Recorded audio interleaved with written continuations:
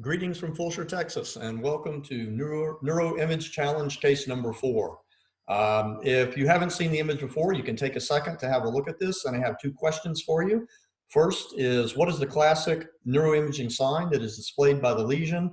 And second question, what is at the top of your differential diagnosis list? If one case is not enough, here are 10 different examples of the same lesion, the same disease, with the same imaging features. And so the first thing we'll do is have a look. Let's break down the imaging features. The first thing you'll notice that they're all contrast enhancing lesions. Let's look at the rim. The contrast enhancing rim is irregular in shape. It's somewhat lobulated.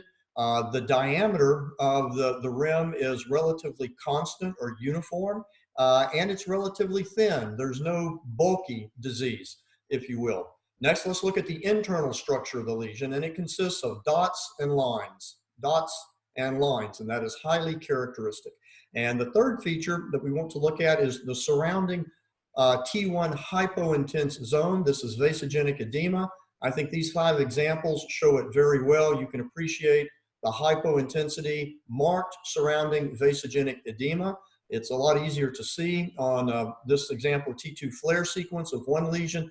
And you can see simply 3 different axial cuts showing significant marked vasogenic edema, which is a highly characteristic imaging feature of the lesion. So the 2 questions, what is the imaging sign and what is your diagnosis? For the imaging sign, here's a hint. This is the imaging sign.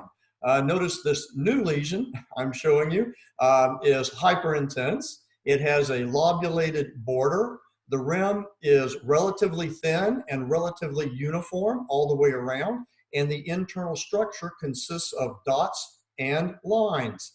All right, this is the cut green pepper sign of radiation necrosis. Now, I have one more thing to show you. Very exciting unpublished data from my home laboratory. 3 new imaging signs for CNS radiation necrosis, and here they are. Yes. Cut yellow pepper sign, cut red pepper sign, and cut orange pepper sign, all 3 showing the classic features of radiation necrosis on axial section. However, I would argue that the cut yellow pepper sign is the most accurate term and thus far superior to cut green pepper. Why? Here's a challenge question for you. Take a second to think about it.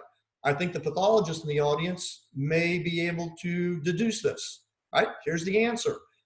Yellow friable white matter is the hallmark gross imaging feature of radiation necrosis. White matter primarily affected.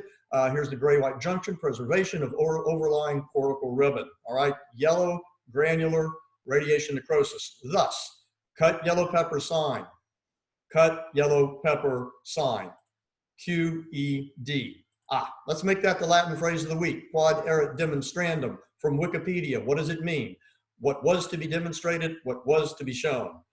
I hope that you have found my arguments convincing that cut yellow pepper sign should replace cut green pepper sign as the classic imaging feature.